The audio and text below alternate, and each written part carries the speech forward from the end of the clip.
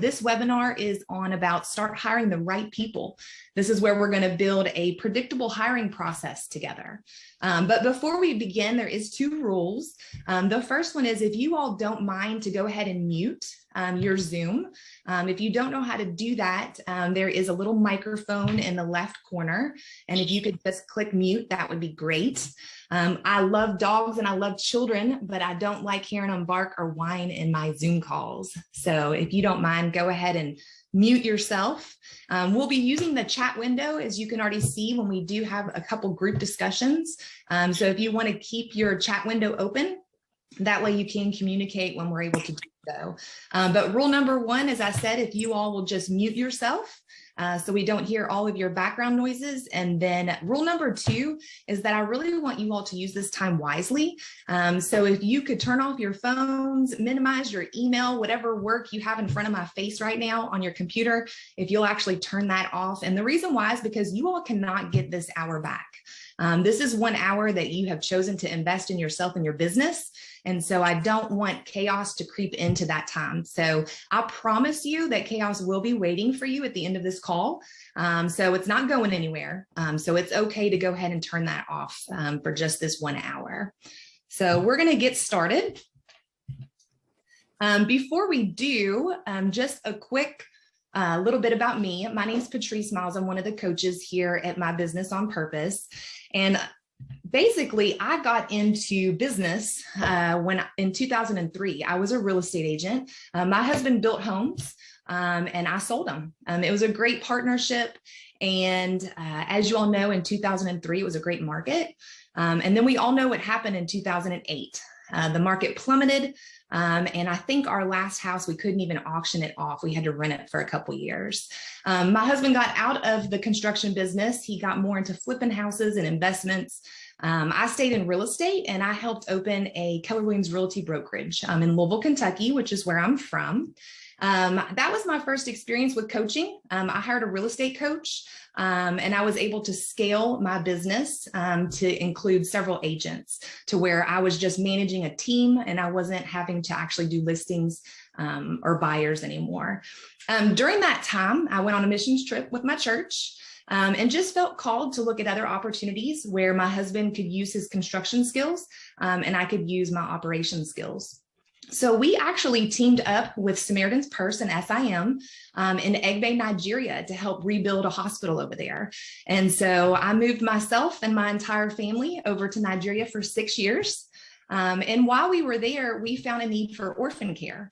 And that is how I connected with Scott Beebe at Business on Purpose, which is who is presenting this webinar today. Scott got me Thomas, who was one of the coaches on the team, and he helped me develop a nonprofit called Care Africa. Care Africa does orphan care. We have a school now with about 152 children. I have been back now with my family for 3.5 years.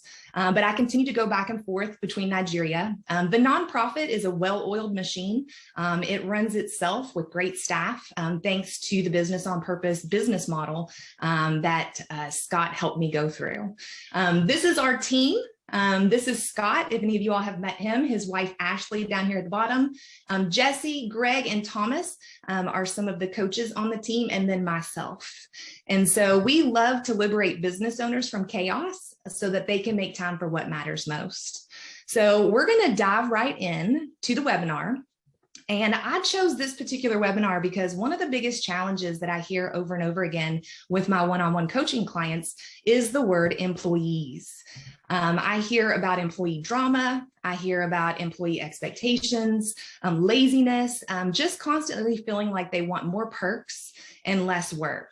And so many times we start driving the bus of our business and we assume that people that are on board the bus, the employees, the contractors, the suppliers, the vendors, that they have to be the ones that we drive down the road with. Well, Jim Collins, in his landmark book, Good to Great, said it simple. Leaders of companies that go from good to great start by getting the right people on the bus, the wrong people off the bus, and the right people in the right seats, and they stick with that discipline. So our goal today is that we're going to dig into how you can get the right people on the bus and possibly even turn some employees who seem like the wrong people into the right people. So we don't want you to be like this. That's not what we want you to be like. So we're here to do one thing, and that's implement. And learning how to find and hire the right people is the way to start doing that. Before we begin, I want to tell you a little story. This is a story about Danny. In the arrow, you can see who he is. Danny is an employee in a small business. He's a great guy, great family man, great friend, honorable, thoughtful, hardworking. He came to work on time, and he worked hard to try to understand his role. And sometimes he felt like he had it, but then other days it would be so chaotic for him. Danny's boss was constantly frustrated and didn't understand why Danny didn't just get it. Danny was called in by the owner, who was at his wit's end and was on the verge of firing Danny. So we're going to pause right there. I'm going to come back to the story, so don't forget Danny.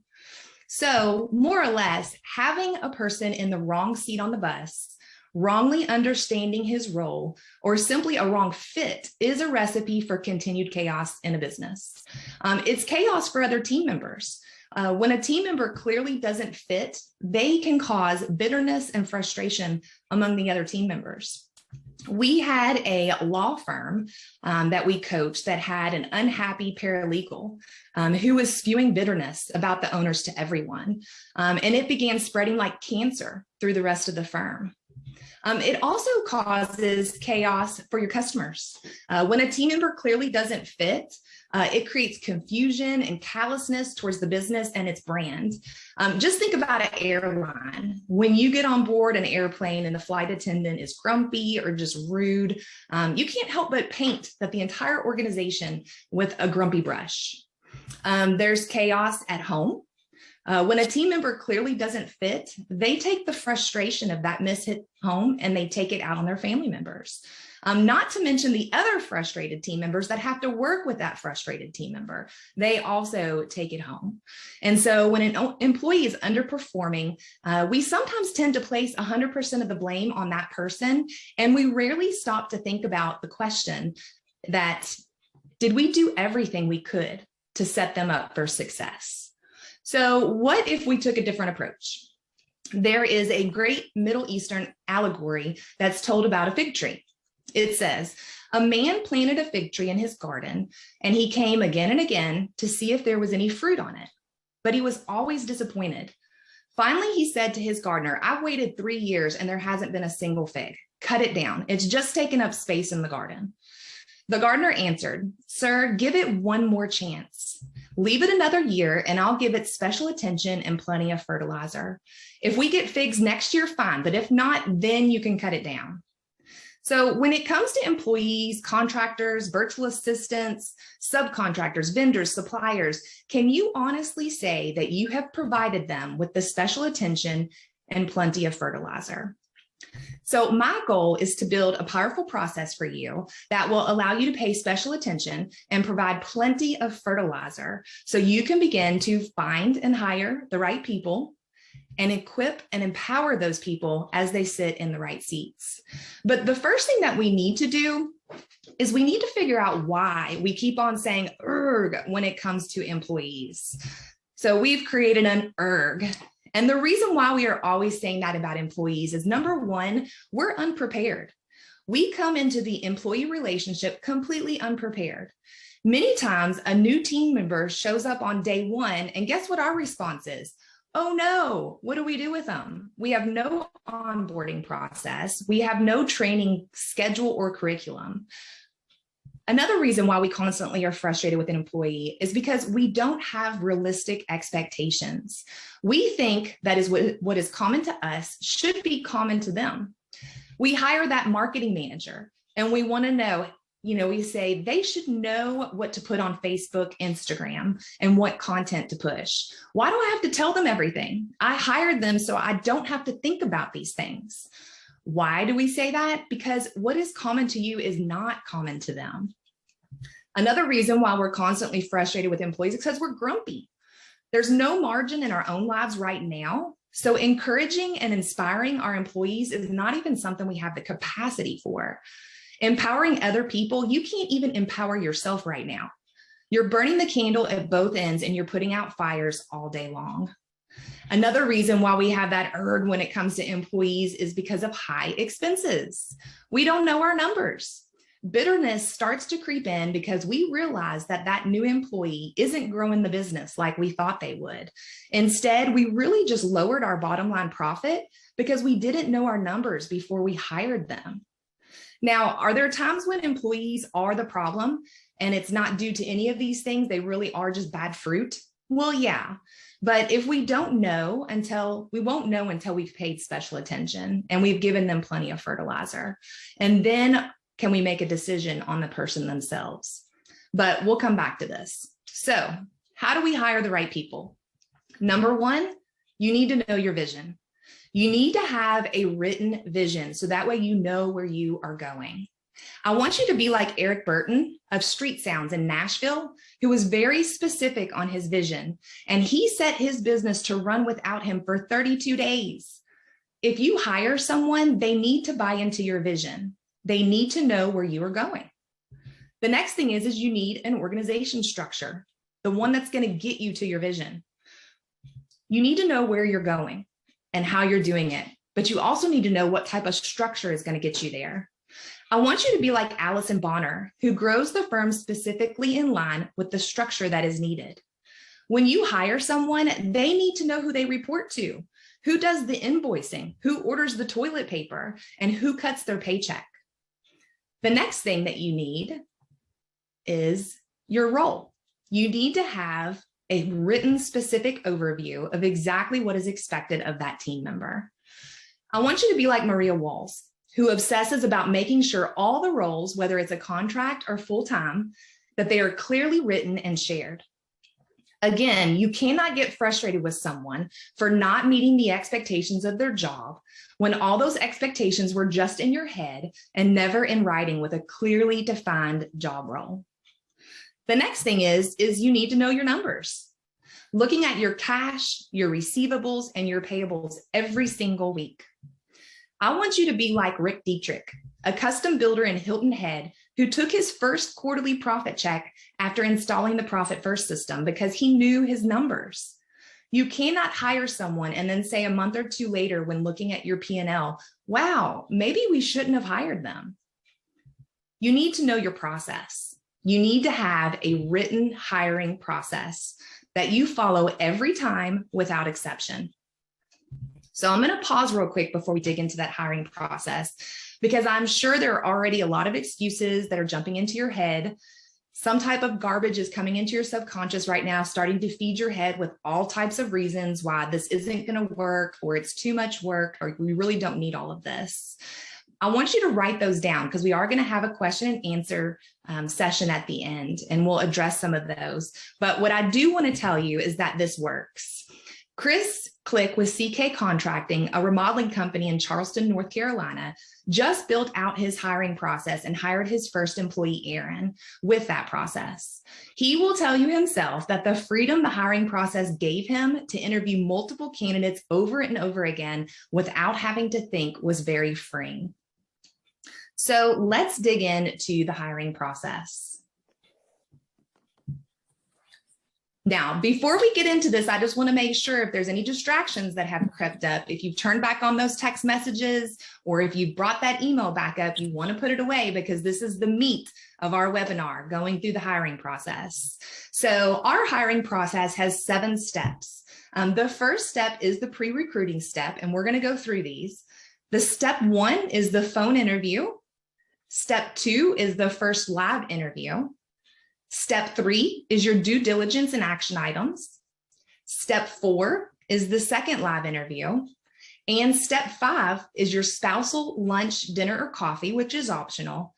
Step 6 is the formal offer. And step 7 is onboarding. So we're going to come back up here to the top and talk about the hiring process. The first stage is the pre-recruiting. And the first thing that you need to do is define the gap.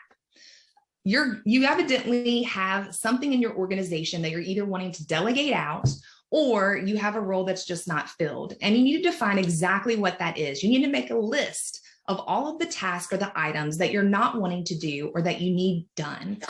And from that list, you then need to create a role, a job description. You need to put everything that would be expected of that person when they come onto your team so that it's very clear and written down of exactly what that role is going to do. The next thing you need to do is define the budget. You need to know how much you can pay them. And then the fourth thing is, of course, once we've defined the role, we know how much we can pay them, is looking for that person.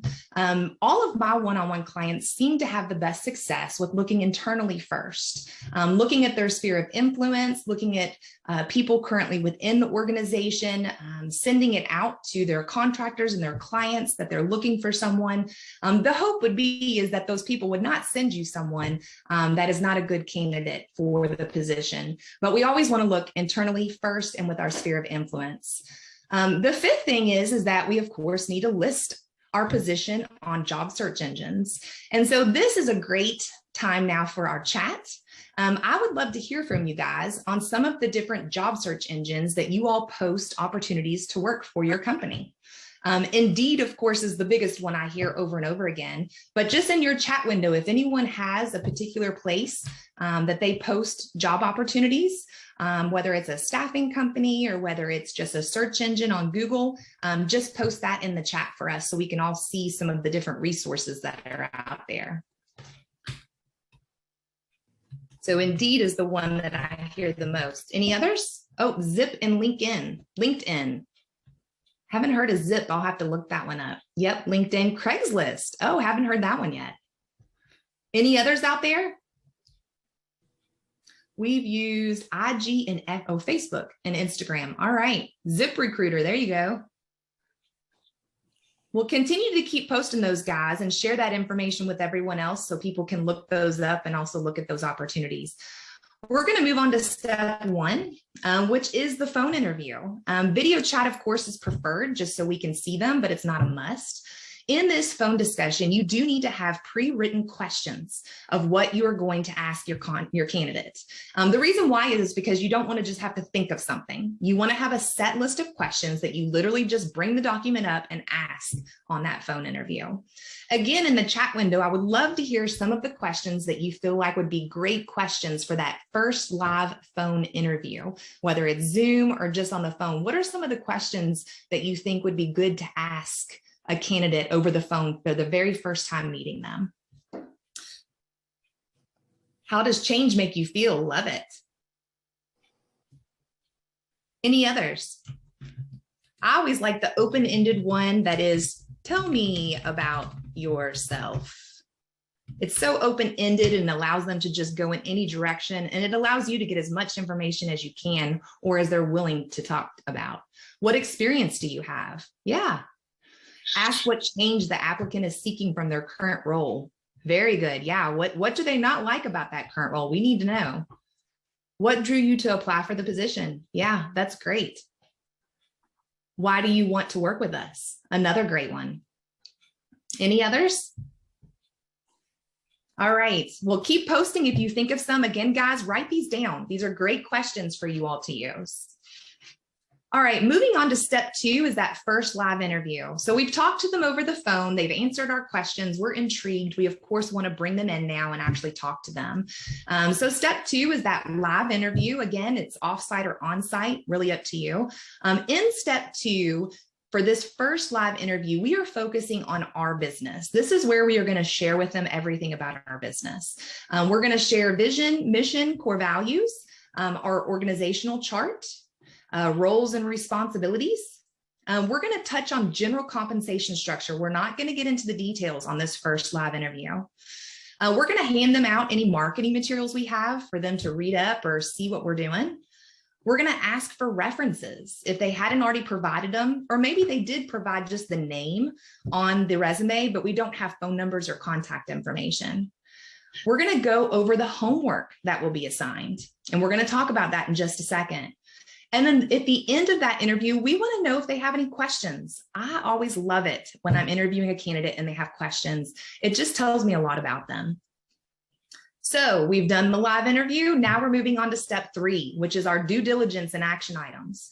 So number one is homework. Homework is going to be based, of course, on the job role. Administration being the easiest to give homework to. I have seen all types of different homework assignments for somebody interviewing for an admin role, specific to take this Word document and turn it into a PDF and email it back to me. Or for a bookkeeper, take this Excel spreadsheet and do this formula or create this column. And then I've even seen from project managers. I had a builder once have 20 questions that they had pre-printed, and they gave them a test, asking them all types of simple contractor questions that they should know. I've seen people take people into the field, taking them into one of their projects and asking them different questions about the ongoing project just to see how they would answer. So there's a variety of different things that you can do for homework, but before you hire for that role, you need to figure out what is something I could do to test them to make sure that they really do know everything that they say that they know. In this due diligence step, we also are going to contact those 3 references that they provided. Again, you need to have a set list of questions ready to go. When you call references, you're talking to key leaders and they don't have a lot of time. You guys don't have a lot of time, so you know that they don't. And most of them probably really don't want to talk to you. So you need to have your questions preset and you need to make it very quick. The next step is that when you're talking to that reference, we want to ask another reference. It's a reference from a reference. It sounds crazy, but basically, if you're talking to a key leader and you're asking them about Aaron, it's just simple. Hey, is there anyone else in the organization that worked really closely with Aaron? I'd love to talk to them about him. And the hope would be is that the key leader would say, yeah, Billy worked side by side with him on every project. Here's his name and number. Some are very free with giving that information and some are not, but I promise you, some of the coaching clients that I have had have gotten some really great details from the reference. So you always want to try. The worst they can do is say no. The 4th step is some type of personality test. We believe in the DISC test here at Business on Purpose, but I know there's several, the Enneagram, Myers-Briggs, there's all types of them, but we want them to complete a personality assessment test because it tells us so much more than what just the interview can. For instance, we want to know if we're hiring for a project manager, do they have some D in them to actually move the project forward? If we're hiring for a sales position, do they have some I in them that's going to allow them to be very energetic and social? Are we hiring for an admin position? Do we want them to have a lot of C, which means they're detail oriented and organized? So that DISC assessment test can tell us those things and a lot more. Another test is called the Working Genius Assessment. We use that on Business on Purpose because it allows us to see what somebody's giftings are to your team. Every team member has different gifts, and so it will tell you how they would work best in a team and how they would use their best giftings. So that's all of our due diligence. We move on to step 4. Step 4 is the second live interview. We basically told them about the company. We've called the references. They've done their homework. They've done the personality test. We're ready to have them back in. We think that they're a fit, but let's just make sure. At that live interview, highly recommend having somebody sit in on that with you, whether it's somebody that might closely be working with them or just somebody to have a second set of ears. But in that time, you're going to talk about performance expectations, benchmarks. You're going to give them an example of a weekly schedule so they would know this is what my week will look like every week. You're going to go over those references that you called. You're also going to go over the homework and the personality test. See if they agree with the personality test. Do they really feel like they are organized like the test says? And then that's also when we're going to talk about compensation specifics. And then again, in the end, we're going to ask if they have any questions. So that's step 4. Step 5 is the optional get to know the spouse, lunch, dinner, coffee, whatever it is. Over and over again, we have found that if crazy is at home, it will seep its way into your business. Unfortunately, it's just inevitable. And so if there is any way for you to have some type of contact with the spouse, especially in some of those key roles in your organization, you do want to make sure that they are on board. You want to make sure that they're happy about their spouse getting this new job, that they're happy about where they're going to be working, that the hours that they're going to be working, that the spouse is okay with that. Because again, we don't want crazy to seep its way into the organization. So the last step, step 6, is the formal offer. Now we're, of course, going to get agreement of the expectations, walk through that employee agreement, and then send the written offer via email. And then step 7, you can see at the bottom, is onboarding. We, of course, need to have a plan once they start, because we don't want to say, oh no, once they've started, because we have no plan. So that is the hiring process. And so we're going to come back to our, let's see. So that was the hiring process. And when we come back, ultimately everything that you just saw, whether you wrote it down or whether we get you this template after the call, it is just a lifeless, emotionless tool. It's of no value to you whatsoever unless you put it to use. So what will it take for you? After this call, I highly recommend that you take time to build out your company's hiring process so that it can be replicated over and over again by anyone in your company. It will free yourself and your staff just from the anxiousness of hiring the right people to sit in the right seats on your bus. So before we get to question and answers, I want to come back to Danny. We had talked about Danny. So Justin, the owner of Premier Exteriors, decided to pay special attention to Danny, and he applied a thick helping of fertilizer in the form of a performance improvement plan. Now, not only did Danny improve, but within about 6 to 9 months, Premier decided to expand their operations almost 4 hours away from their headquarters near Hilton Head, South Carolina. They decided to set up an outpost in the growing Myrtle Beach, South Carolina market. Guess who the person was that they chose to lead that brand new operation? Yep, Danny Lopez. He and his family are now based in the Myrtle Beach area, and both the Lopez family and the Premier Mission are growing along the coast of South Carolina, building intentional relationships. So who needs special attention in your organization? Who needs plenty of fertilizer? Is an employee, a contract team member, a subcontractor that you have now? Invest in the fertilizer of a powerful hiring process, which is just step 1. And then the onboarding process, so that the Daneys of this world don't have to suffer the first 90 days that they're in your business. So before we open up for question and answers, I do want to ask you 3 serious questions. So I want you to get out a piece of paper and a pen, because you're going to write. So go ahead, get out a piece of paper and a pen. If you don't have one, if you're at home, run to the kitchen real quick. Get that piece of paper, that pen, because we're going to ask 3 questions, and they're very serious. So the first one is, what has the price of chaos cost you in the past? What toll has it taken on your personal life? So what has chaos cost you in the past? And what toll has it taken on your personal life? The next question is, what will chaos cost you in the future if it's not fixed? If you don't smack chaos in the face, what is it going to cost you in the future?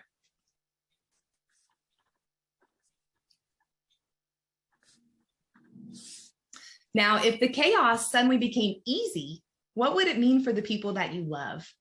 What would it mean for your reputation and your legacy? What would you gain?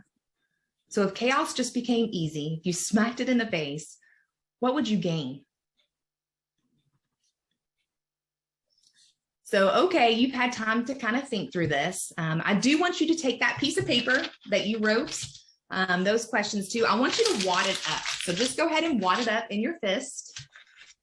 Now, statistically, about 90% of you, as soon as we end this master class, you are not going to do anything with what we just learned in the last hour. So if that's you, you might as well go ahead and take this piece of paper and just throw it away. But I'm a coach, so I'm going to coach you. I'm going to push you to do something different right now. So I want you to look back on that page that's all crumpled in your hand, and I want you to ask yourself, what has chaos cost you? Is it too many midnight rides of bidding and estimating till you're cross-eyed? What about a loss of the passion that I once loved?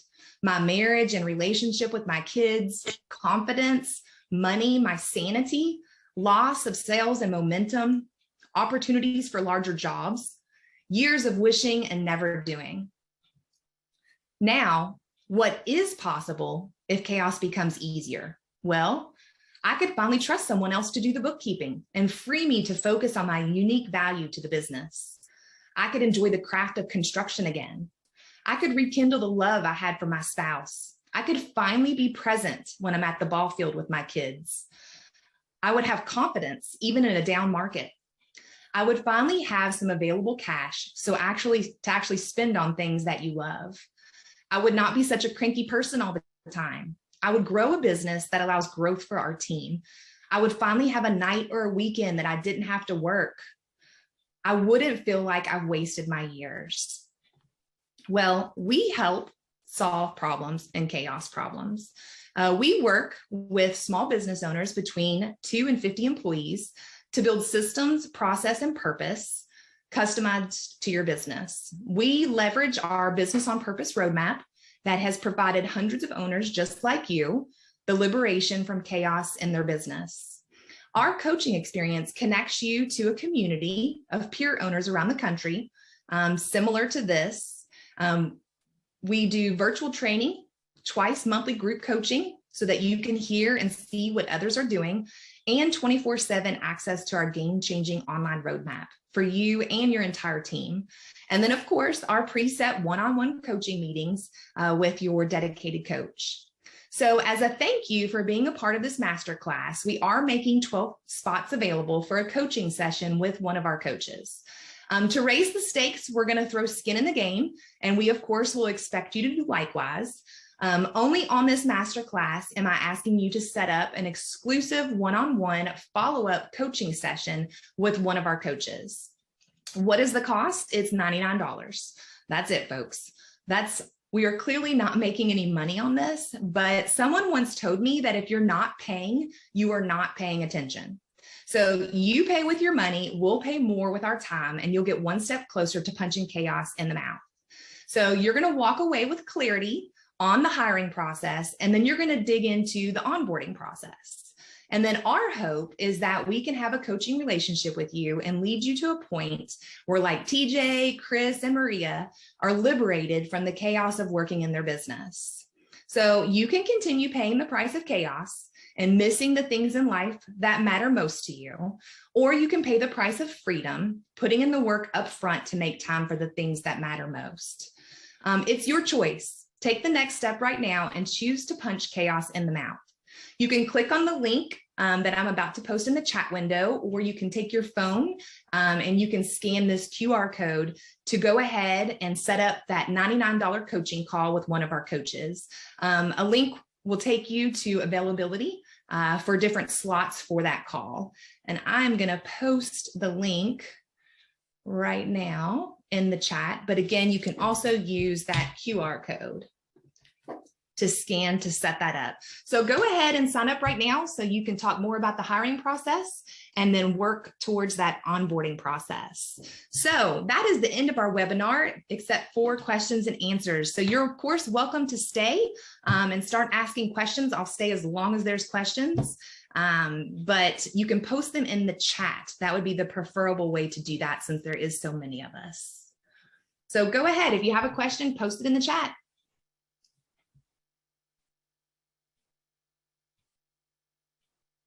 It's silence. No one has a question?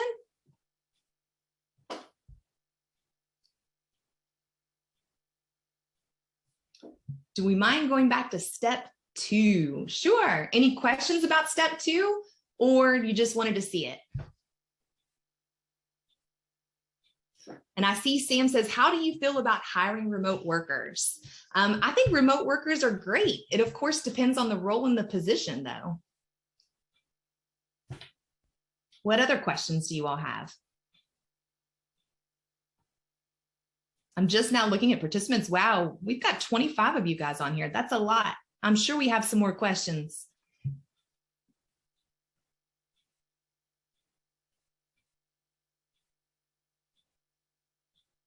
All right, well, I have a question for you all then. Does anyone already have a hiring process and they feel like it is excellent? Oh, Sam says, finding lack of skilled workers. Karina says, I have all remote virtual assistants serving other businesses and it works great. There you go, Sam. Karina, would you want to share where you got your virtual assistants to this group of people? I don't know if you used a certain service or if you found them online, but we'd love to hear from you. Yeah, sure. So my virtual assistants work all over the United States, and I have found them in various places, whether it was LinkedIn, Indeed, or just on different job forums. Okay. Have worked in the past. They've had previous remote experience, so that helps, but there definitely is a process and procedure on the expectations of what their day-to-day looks like, so that we can make sure that while they are contractors, we are controlling a little bit of how their day works so that they can support the businesses that they do effectively. Yeah, that's fantastic. So you guys heard from Karina, if I'm saying that right, I pray, that she got her virtual assistant. You said LinkedIn, and what was the other one? Indeed, and then Indeed. job forums. In the job forums. Great. Thanks for that bit of information.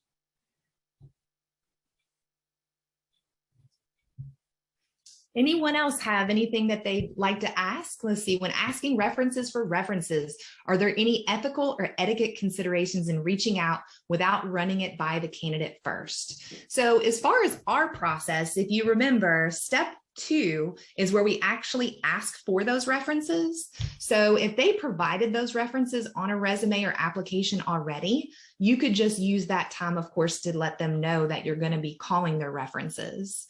And then the references for the references, if that key leader gave you Billy's information and phone number, then he's told you that it's okay for you to contact that person. So if you feel like you need to reach out to the candidate first and ask their permission, that would be completely up to you. But if you talk to a key leader and they gave you that staff member or employee's information, then they've given you permission to do so. All right, great questions, guys. Anyone else? Oh, I love Susan's. What is the best way to tell people that you are not hiring them? I would love to hear from the 23 people still on. Does anybody have an answer to that question? Oh, Karina's good. We have decided to go in another direction. Love that one. What are some of the other ones?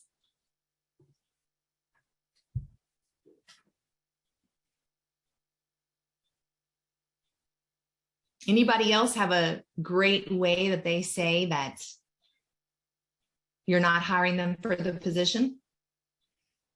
One I, of course, hear over and over again is just simply that we went with another candidate. Thanks so much, and we'll keep your resume on file. But yeah, great question, Susan. Any other questions? Would you recommend a trial period of 3 months before benefits or others come into play? Another great question via Megan.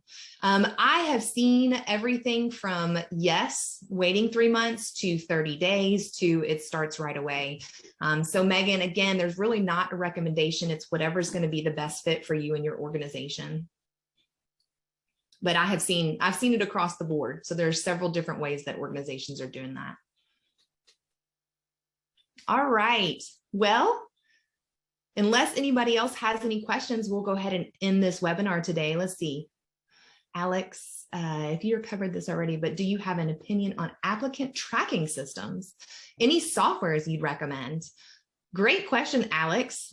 Does anybody out there have an answer for Alex in regards to an actual applicant tracking systems? We did not cover that. And Alex, that is not something I've actually ever had one of my one-on-one clients have. Clockify, there's Karina.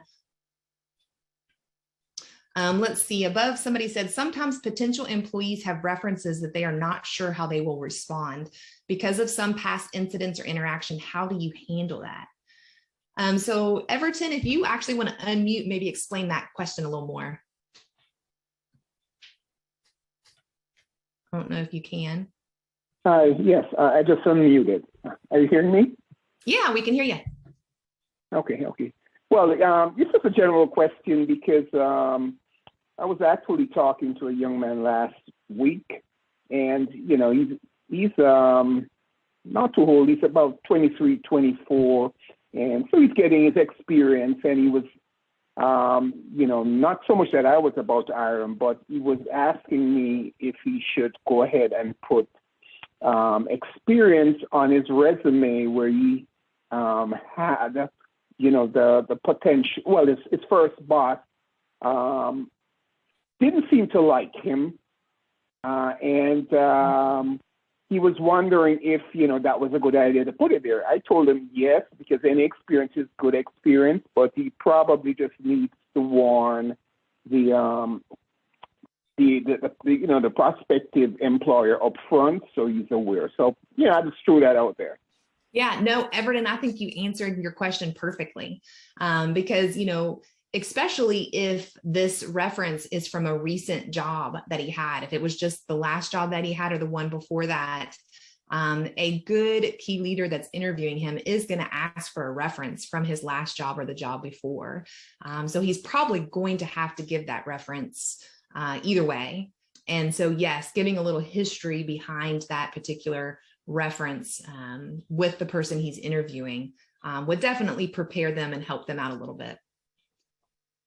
Derek is saying, when checking references, I describe the role we are hiring for and ask the reference if they can imagine the applicant performing the role. What would make the applicant good at this role? That's great. So add that to your all's questions to ask references. Thank you, Derek. All right. Well, unless there is any other questions, again, don't forget, if you'd like to sign up for that coaching call to learn a little bit more about the hiring process and dig into the onboarding process and meet with one of our coaches, scan that QR code, or again, write down that link and sign up. A calendar should pop up with 12 different slots for you all to choose to have that time. And then hopefully we will see you guys in the future. We do webinars normally 1 to 2 times a month. So hopefully you'll join us next month online. All right. Thanks, guys.